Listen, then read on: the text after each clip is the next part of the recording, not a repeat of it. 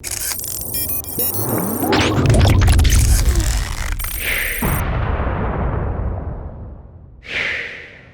what's going on everyone? Vega here for SerpentX Tech, and we are trying to configure or make sure that our components are good after lightning took out the main system. If you're not familiar, go check out some of the videos posted in the past. Part 1 and Part 2 should be already out. But we got the X570 Tachi Razor motherboard from ASRock, and then we got the Silverstone power supply. So these two main components were in my original system before I had to upgrade, and I thought it was the power supply at first. Turns out that might not be the case, but we'll have to find out. And the idea is to kind of separate all the components and test it one by one. Obviously we got to put the power supply and motherboard together because I don't have a backup power supply or a power supply that has two CPU power. It's one 4-pin and one 8-pin, not dual 8-pin. So this should be just fine. Got everything kind of set up. Don't really have a proper test bench that I could use, but this would work just fine. It's on a static bag on the motherboard box.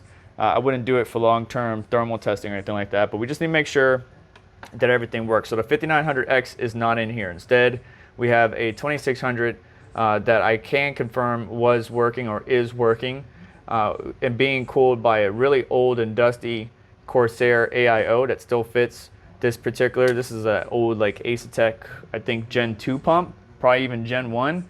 And then a broken GTX 760, which some of you who are familiar with the channel remember the shelf falling and breaking it. So anyways, we got this all set up, got the Ethernet cable, got everything configured, running through my living room, and it's just a matter of flipping the switch and just testing out each component individually. Because really, out of everything that could die, the GPU and the monitor was the biggest hit. So the monitor was a nice Acer Predator 27-inch 240 hertz refresh rate monitor. It seems it doesn't want to do 240 hertz anymore, but my son could play at 144 or below, which will work just fine for him, give him a better monitor. And then this GPU, the second best GPU in the market as of time of recording, is the 7900 XTX. Only thing that beats it is the 4090, really, depending on the workload.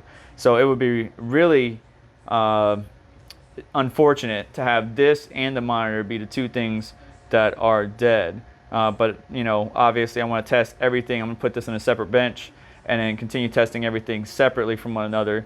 Give it a good validation, testing thermal runs, voltage, just monitor every aspect of it to make sure they're good to go.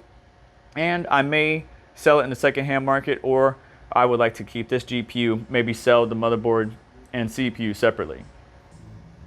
So let's kick this bad boy on and get booted up. Thing I like about this motherboard that my new one, my B650, doesn't have is the power and reset. So we could easily do that as soon as I flip the switch on the power supply, which should be right there. There we go. We got motherboard lights. Everything is lighting up. And now we can just hit power. I already have Windows installation media and keyboard and mouse hooked up. That made a nice little pop sound right there. Fan isn't even kicking on. Alrighty then. Interesting. Probably could get a speaker plugged in to see if we're gonna get any codes or anything. I'm not seeing anything significant on the Dr. Debug LED. It's just going through its paces right now. B298, B4, A2. All right, we got post. Good, good, good. And then the screen cuts off. I'm gonna go straight into Windows. Okay, we just lost signal. Maybe we're rebooting. Yep, we're rebooting. Dr. Debug LED telling us we're rebooting. What are you gonna do? What are you gonna do? Maybe you don't like the 2600. That could be one thing. Put the 5900X back in here. Alrighty then. We were looking good there for a minute. Oh, there we go. It's trying to load Windows from an old OS. No, okay, it's loading from the USB drive. That worried me. I don't even know what's on that SSD over there. Should be Windows 10 or 7, but We're gonna do a fresh install, get Cinebench, GPU-Z, CPU-Z, all that installed. The fact that it's taking us long is a little bit worrisome, but it could be also the SSD. Maybe it's corrupted. I have to do some all-around testing and figuring it out. So let me do that off camera. All right, so far so good. We're into Windows, but we did reboot one time, and right now the power supply fan is off, but as soon as that thing kicks on, it will cause the system to lock up. So now power supply, definitely iffy, which is one of the reasons why I wanted to send it to Patrick Stone from Gamers Nexus. Maybe they'll have fun doing it. I mean, I don't want it back. It'd be nice to get it back working, but I doubt it would be more for investigative purposes and some of their already ongoing testing that they've been doing with power supplies. But GPU thermal's looking good, even with a broken fan, 31 degrees Celsius. We're not really under any load. And then CPU thermals are looking okay too. We're around 33 degrees Celsius towards the bottom there, 32 with this guy, with this old pump, and only one fan on it. So gotta basically add a load, and I will show you if the power supply kicks on, what actually happens. And if that's the case, then that's good news because the board is okay.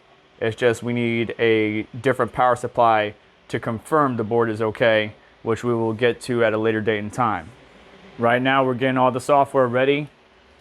Power supply fan is still off, but just getting everything because I need to be able to trigger this on demand to confirm if the power supply is bad. And by the way, cooking some pork chops, this stuff is really good. Weber's honey garlic seasoning and rub, some good stuff. So let me confirm, get a load going on here and confirm if we can make the system lock up, just because the power supply fan just keeps kicking on. And if we can sustain that and initiate the failure on demand, we can safely confirm, minus a true power supply tester or validation, that the power supply is the cause of these system issues. And obviously if the power supply, even when we replaced it in my main system, I was still experiencing issues. So did the power supply, due to the lightning, have some residual effects on the motherboard, CPU, memory? That's why I'm doing all this. So this is just to eliminate the motherboard for now, but if the power supply is failing, then I need to grab a different one so we can keep on testing and validating. We're going to put it through some workloads, not 24-hour workloads, but workloads nonetheless. But it's still a good sign. It tells me, oh, there we go. Okay, power supply just kicked on, but we're still online. Interesting. Let's see here, typical install. Last time it kicked on, it restarted the entire system. So maybe it's the motherboard? This is getting fun. Okay. So let's see if we can sustain a workload and kind of go from there. I might do some further investigation. So I will try to wrap up with my findings. But for right now, me talking you through this, power supply fan kicked on and the system stayed online. But last time it did that, just during a little bit after boot, it shut down and restarted the system, or caused the entire system to trip, which may link back to the motherboard again. But I didn't see any codes or anything from the Dr. Debug LED. So we'll have to see.